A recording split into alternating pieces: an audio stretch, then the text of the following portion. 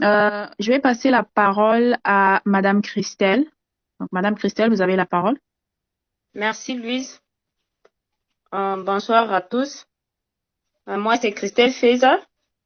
Je suis le point focal de YouSprint au site Kivu. J'aimerais bien partager comment a été le lancement de la campagne Parlons avortement phase 3. Et par rapport à ça, l'activité s'est passée au chapiteau en date du 28 septembre où nous avons réuni 100 jeunes comme ambassadeurs et avec lesquels nous avons échangé sur plusieurs questions. Et il s'est avéré que plusieurs jeunes filles et garçons ne sont pas vraiment informés sur le protocole de Maputo et cela cause un grand problème. Et depuis que nous avons fait le lancement de cette campagne, nous sommes en train de voir le message des jeunes qui veulent à ce que nous puissions aller vers leurs universités. Je crois qu'on a perdu Madame Christelle.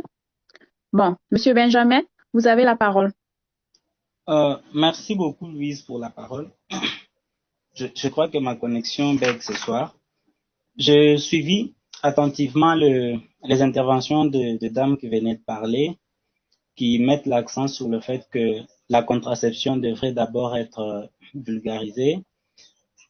Mais je pense que il y en a, la dernière a même parlé de suivre la démarche normale. Mais je crois que la démarche normale est en train d'être suivie parce qu'il y a quelques années, on ne reconnaissait même pas, on ne pouvait même pas parler de rapport sexuel dans le milieu des jeunes. C'était catégorique que les jeunes n'ont pas ce droit-là de faire de rapport sexuel. Et on ne pouvait même pas leur parler de la contraception. Après, la communauté s'est rendue compte que c'est un débat qui est déjà décalé. La réalité, elle est tout autre. La communauté dit finalement, non, non, donnez à ce jeune-là la contraception. On part du fait que on ne peut pas, ils n'ont pas droit à des rapports sexuels, au fait que maintenant on le leur reconnaît quand même subtilement, même si officiellement on ne le fait pas, donnez-leur quand même la contraception. Mais en même temps, on se pose la question. Aucune de ces méthodes contraceptives n'assure une protection de 100%. Aucune.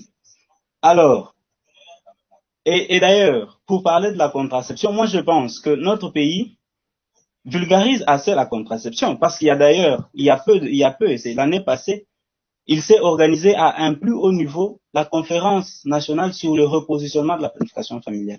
Et donc, ceci démontre l'intérêt et les efforts que le gouvernement congolais ainsi que ses partenaires sont en train de déployer pour vulgariser la contraception.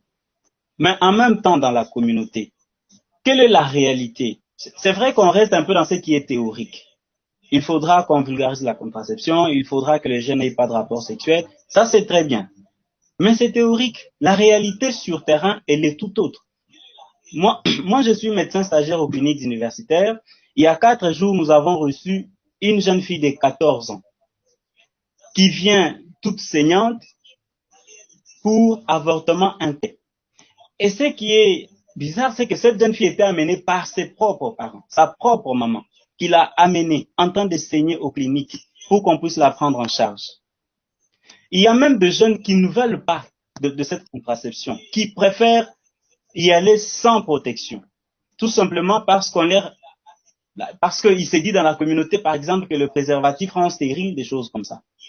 Et ils en arrivent là, malheureusement. Ils en arrivent là. Qu'est-ce qu'on fait? C'est à ça que nous devons maintenant réfléchir. On est dans une situation où on a un nombre important d'avortements clandestins qui alimentent la mortalité maternelle. Qu'est-ce qu'on fait de cette situation-là? Moi, je crois que les débats sur le fait qu'on doit vulgariser la contraception, le débat sur le fait que les jeunes ne devraient plus avoir le rapport sexuel, c'est un débat déjà dépassé. Nous sommes devant un fait pour lequel nous devons, en tant que communauté, proposer des solutions. Et je pense que c'est à cela. Et pour aller dans ce sens-là, moi, je pense qu'aujourd'hui, la question des avortements clandestins nécessite de sensibilisation et des prises de conscience à un plus haut niveau et par toute la communauté. Moi, je pense qu'il faut d'abord identifier les sources de l'opposition. On a, par exemple, dans le cadre de la campagne Parlons avortement, on a identifié qu'il y avait la religion qui était carrément une source de l'opposition. Mais ce qui est quand même contradictoire, c'est que même les femmes les plus chrétiennes, lorsqu'elles attrapent une grossesse de son pasteur, de son prêtre ou même de quelqu'un du quartier, elles n'hésitent pas à aller avorter loin de l'église. Elles n'hésitent pas à le faire en cachette pour que l'église ne sache pas. Mais c'est cette cachette-là qui, malheureusement, pose beaucoup de problèmes. Même les femmes les plus traditionnelles, quand elles attrapent une grossesse qu'elle ne veut pas, elle va avorter loin de la tradition, dans toute la clandestinité, avec tous les risques possibles. Je pense que c'est à ce niveau-là que les débats devaient se porter, sur trouver des solutions d'un problème qui est déjà là. Bon, je crois que je m'arrête là pour l'instant. Je pourrais continuer un peu plus tard. Merci Benjamin pour votre intervention.